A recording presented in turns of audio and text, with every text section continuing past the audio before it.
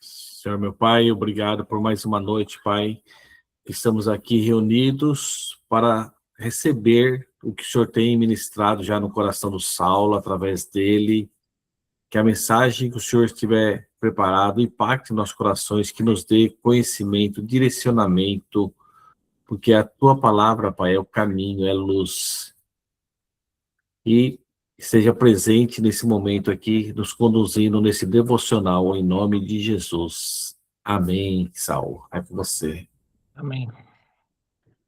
Então, começando o livro de Neemias, capítulo 4. Quando Sanbalate tomou conhecimento sobre a obra de restauração das muralhas que estávamos implementando, ficou irado. Ridicularizou os judeus e, na presença dos seus compatriotas e dos grandes líderes da Samaria, exclamou: "O que aqueles fracos judeus estão tentando fazer? Será que conseguirão se fortalecer? Irão ainda oferecer sacrifícios? Serão capazes de terminar o que iniciaram em um só dia? Talvez até possam ressuscitar pedras de construção dos montes de escombros e de pedras queimadas?" Tobias, o amonita, que estava ao seu lado, acrescentou: "Mesmo que só ergam, uma só raposa derrubará esse muro de pedras. Ó nosso Deus, diante disso, ouve-nos, pois estamos debaixo de grande humilhação e zombarias, e faz recair sobre a cabeça desses perversos um insulto que atiram contra nós para sua própria vergonha. Faz também que eles sejam levados como escravos para uma terra de cativeiro. Não perdoes os seus erros e pecados, nem apague as suas afrontas e atitudes más, pois provocaram a tua indignação diante dos construtores."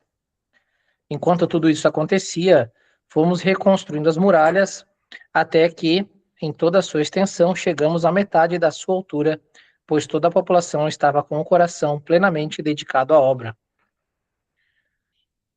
Então, só para começar essa primeira parte, parei aqui no versículo 6, a gente recapitulando que Neemias, eles tinham voltado do cativeiro, né?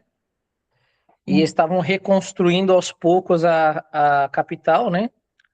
Deles. E aí Esdras estava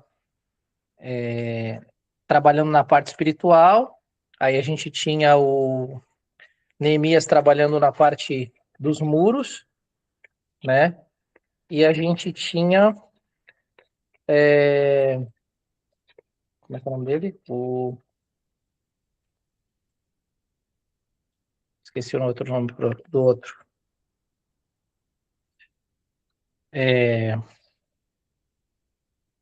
Esqueci. Bom, enfim, daqui a pouco eu vou lembrar. Enfim, eles estavam reerguendo o templo de Israel, né? Ao mesmo tempo, mas eles precisavam reerguer as muralhas também para fazer a proteção do pátio do templo, né? E aí Neemias estava encarregado dessa obra e, ao mesmo tempo, ouvindo zombarias dos povos que já estavam na região, né? Vamos lembrar que eles estavam retornando sob o decreto de Ciro, né? Que tinha autorizado para que eles voltassem.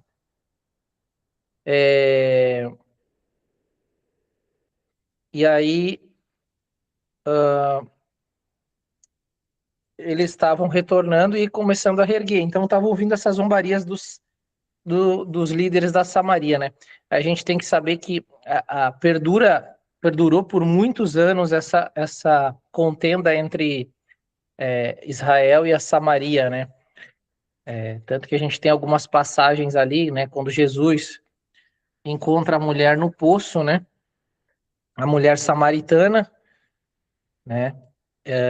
Que ali também ele vem demonstrar que ele veio para salvar não só o povo de Deus, né? Não só os judeus, mas a todos ali. Ele está estendendo a mão e oferecendo a água para ela, né? A água da vida.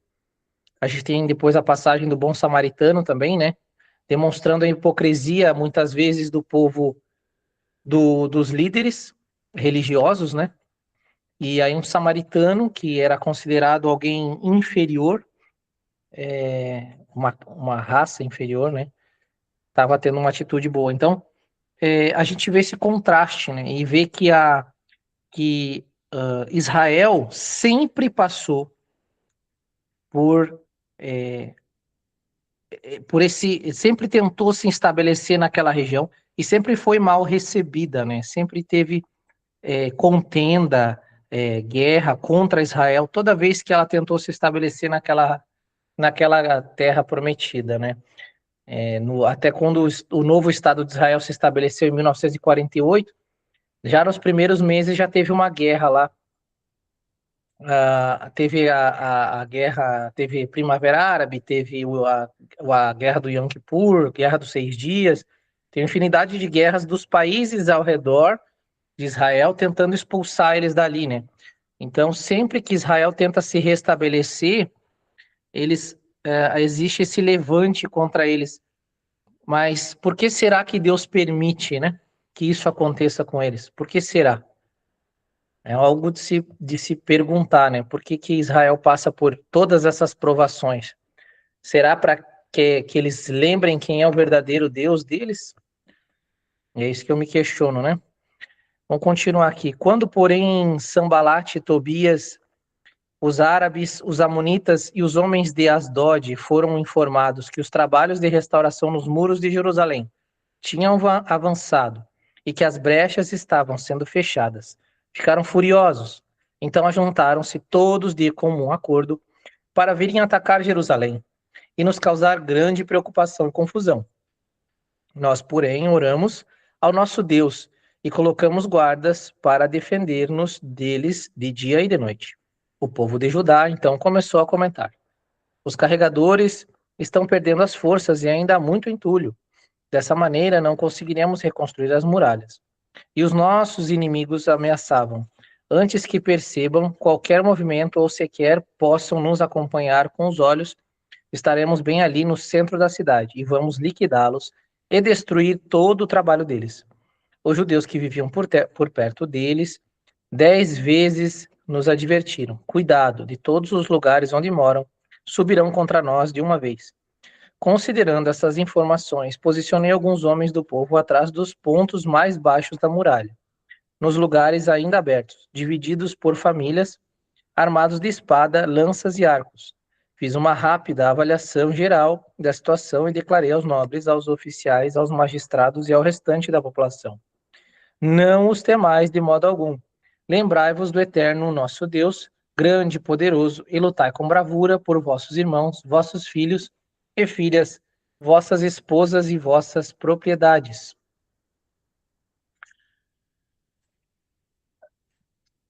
Então, até aí, mais uma vez reforçando o que eu falei, como Israel é sempre atacada, né? Sempre os povos que lá vivem naquela região, tentando expulsá-los de lá, né? Se vocês olharem hoje o mapa do Oriente Médio, de todos os países que tem ali, Israel é a única democracia, né? E é o único país não árabe também, de religião não islâmica, né? Aliás, não árabe tem os persas também que não são árabes, mas de religião islâmica, ali quase que 90% dos países ali é islâmico, né? E aí existe essa guerra étnica para expulsar o povo de Deus dali, né? E vocês percebem que isso aqui, muitos anos antes mesmo da vinda de Cristo, já se passava por isso.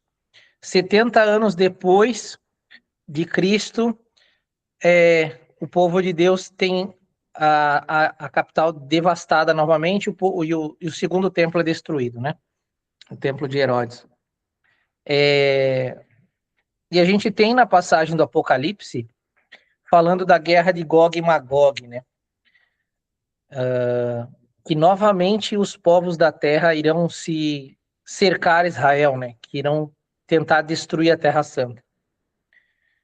E hoje a gente percebe que Israel é o centro espiritual das 3 maiores religiões do mundo, né? Tudo no mesmo lugar, num país tão pequeno, menor que Santa Catarina, né? E ter toda essa importância mundial. E quão é importante, como Neemias fala aqui, ó, no versículo 14, né? Que ele fala: lembrai-vos do Eterno nosso Deus, grande e poderoso, e lutai com bravura. Eu percebo a coragem que ele teve que ter ali, né? Mas muito mais se apegar na fé, né? Porque ele não tinha muitos soldados ali, ele não tinha à disposição pessoas prontas para defender, né? Mas eles defendiam porque olha o peso que ele utiliza, o peso emocional que ele coloca sobre os ombros daqueles homens, que ele fala: lutai por vossos filhos e filhas, vossas esposas e vossas propriedades, né? Então ele bota essa carga emocional no ombro daqueles homens para que eles realmente lutassem até o fim com todas as suas forças, né? Porque aquilo ali é defesa da existência deles, né? Não estão só defendendo patrimônio ou ideais, eles estão defendendo a existência, né? O direito de existir, né? E para quem passou no exílio por tanto tempo longe de casa, eles iam lutar com unhas e dentes, né, para defender aquela região. Então, continuando aqui, as atitudes tomadas pelos obreiros. Quando nossos inimigos descobriram que estávamos bem informados sobre todos os planos e que Deus tinha frustrado a sua trama sigilosa, todos nós retornamos à obra no muro, cada um para o seu trabalho específico. Então, eles tinham que trabalhar na obra e ainda ficar, né, com a espada pronta ali do lado, né? Não era só a construção, né? Naquele dia em diante, enquanto a metade dos homens dedicava-se à restauração da muralha, a outra metade permanecia atenta e armada de lanças, escudos, arcos e coraças. Os chefes e oficiais davam apoio a todo o povo de Judá. Os carregadores, que por si mesmos tomavam as cargas, cada um com uma das mãos vazia, fazia a obra e com a outra empunhava sua arma. Você pensa a dificuldade para você trabalhar desse jeito, né? Você, literalmente, como diz o ditado, com um olho no gato, outro no peixe, né? Você trabalhar com esse medo, com esse temor de ser atacado o tempo todo, né? Com essa pressão psicológica. Quem de nós hoje em dia trabalha com esse tipo de pressão, né? Não sabe para que lado se joga, para que lado que vai, né? Tá sempre armado, né? Sempre pronto para o embate, pronto para a discussão, né? E a gente vai viver isso nos nossos dias por muitas vezes. Vários ambientes não nos são, nós não somos bem-vindos, né? Principalmente aqueles que aceitam Jesus como único Senhor Salvador. Muitas vezes a gente vai ter que trabalhar com uma espada na mão, como se diz, né? Não literalmente, mas a gente vai ter que defender a nossa fé. Isso já me aconteceu no ambiente de trabalho, que as pessoas vêm acusar, né? Vêm dizer que todo crente, porque os pastores só querem saber de dinheiro, né? Porque todo crente é bitolado, enfim, né? Mas a gente sabe pelo que a gente está lutando, né? A gente sabe qual é o nosso propósito. A gente não está lutando por nenhum tesouro, por nada aqui nesse mundo, né? A gente está lutando por uma construção do muro, mas nosso muro não é aqui, né? O nosso muro é com Jesus, no outro plano, né? Não é nesse. Então, é essa construção. Então, cada tijolinho que a gente coloca, cada dia, a gente está pavimentando uma estrada em direção a Cristo, né? E só nós sabemos da nossa luta diária, só nós sabemos a dificuldade que cada um tem para carregar o seu tijolo, né? Então, mas eu sei e percebo que cada dia mais, cada dia que eu estudo mais a palavra, cada dia que eu me aproximo mais de Deus, mas eu vejo pessoas afastadas, mas eu vejo pessoas desiludidas, né? e pessoas que não aceitam a nossa condição de crente, não aceitam a nossa condição de tementes a Deus. Tem muitas pessoas que acham, que debocham, exatamente como esse Sambalate estava fazendo, debochar. Várias vezes eu vi pessoas debochar. O pessoal vai se reunir para beber, vai se reunir para, enfim, fazer festa. Aí, você é careta, você não vai, não sei o quê. Mas eu sei qual é o propósito que eu estou seguindo. Eu sei o que eu quero e o que eu não quero, né? Então, assim nós somos no nosso dia a dia. Saber defender os nossos propósitos, assim como Neemias estava vigilante ali, né? Todos os dias, junto com os construtores.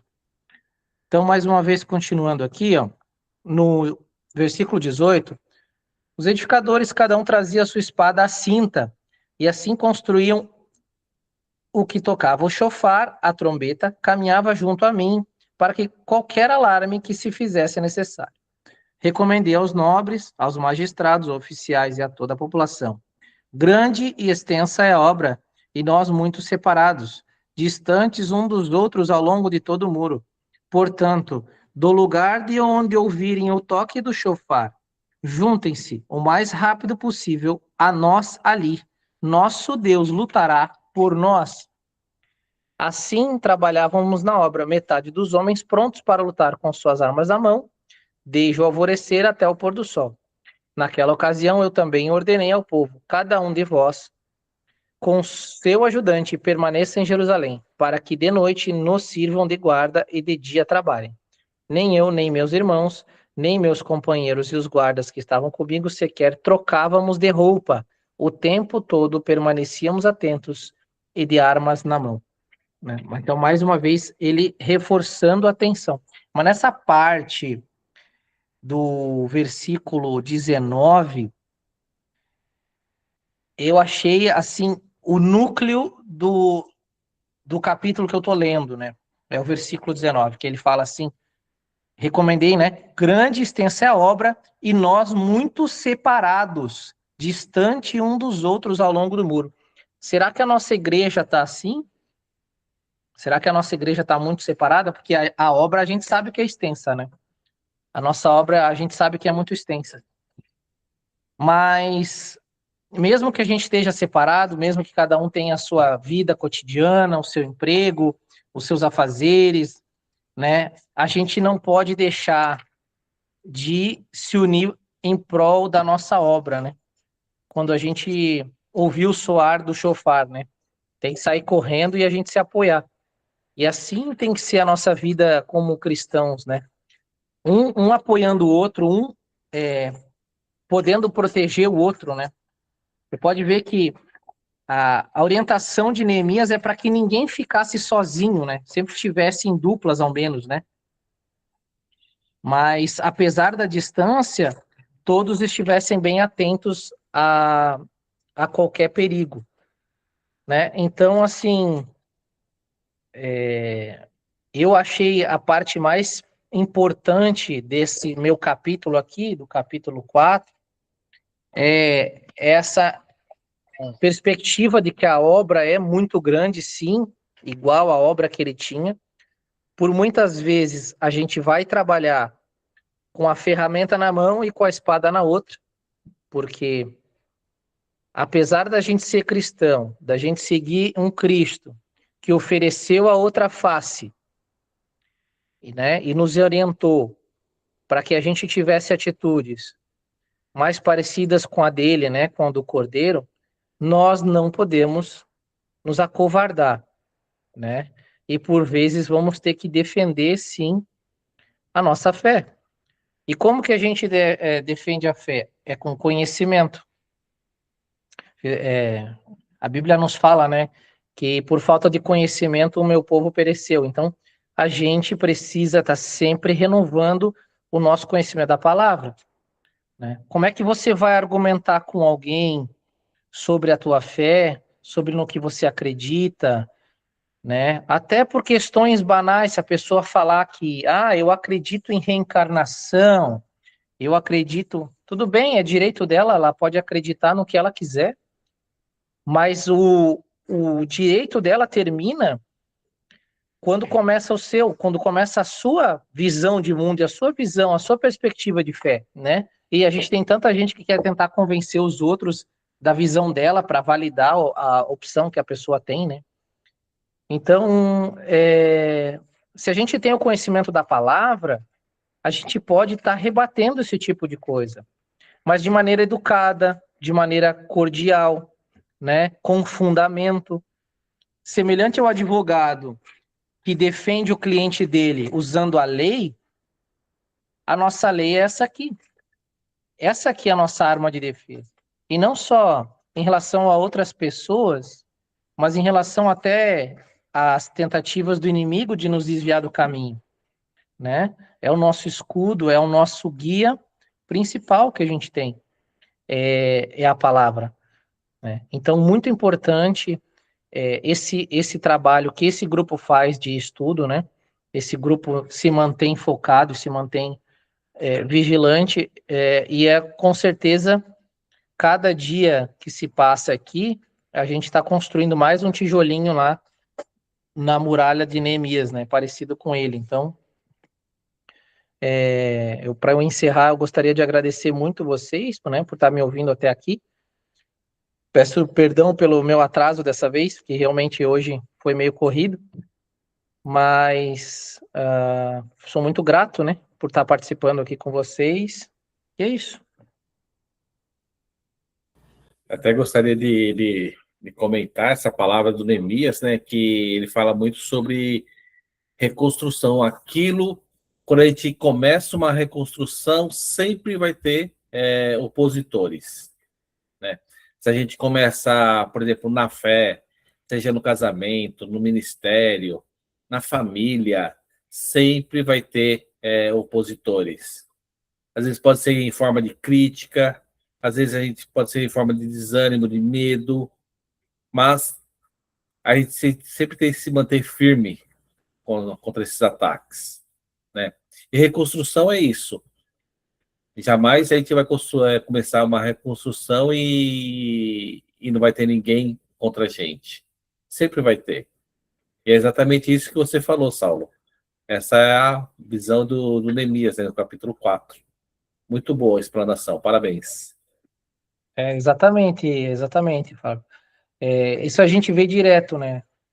Como você falou, às vezes a pessoa está tentando se reerguer, a pessoa está deixando, por exemplo, um vício, ou está saindo de uma crise do casamento, ou quer mudar de carreira, já vem dois, três criticar, já vem dois, três botar a pessoa para baixo, já falar que não vai dar certo, ou querer derrubar a pessoa porque não quer ver que ela cresça, não quer ver ela crescer. Isso aí é quase que cotidiano, né? A gente vê isso direto. E a pessoa não pode esmorecer, né? Não pode. Então, assim, duas lições.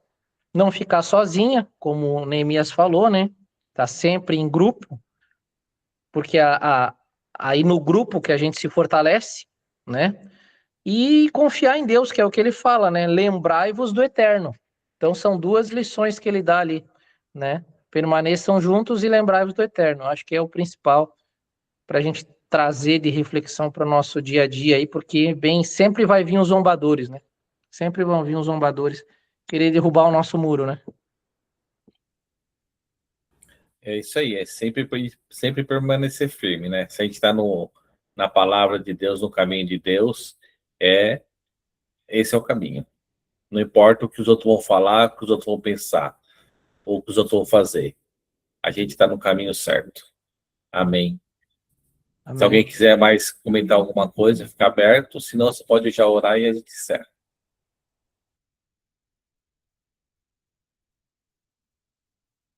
Ninguém vai comentar? Então tá bom. Então, gostaria de agradecer primeiramente esse Senhor Jesus por mais esse momento. Agradecer por esse grupo. Abençoa a família de todos, Senhor. Ilumina. Que estejamos sempre unidos assim, a cada dia fortalecidos na fé. Que nós possamos aprender cada vez mais, Senhor, as tuas obras. Que o Senhor a cada encontro nos dê mais discernimento, para que a gente seja mais sábio saibamos também nos defender, nos proteger, Senhor, que nada nem ninguém venha nos derrubar, nos impedir de construir a tua obra. Pai, eu te peço que abençoe a vida de cada um que está ouvindo essa palavra hoje e de seus familiares, que seja expulsa, que seja derrubado por terra qualquer maldade, qualquer tentativa de desunir, e que nós possamos evoluir cada vez mais, aprender cada vez mais, ter um coração sempre humilde e pronto para te seguir. Amém.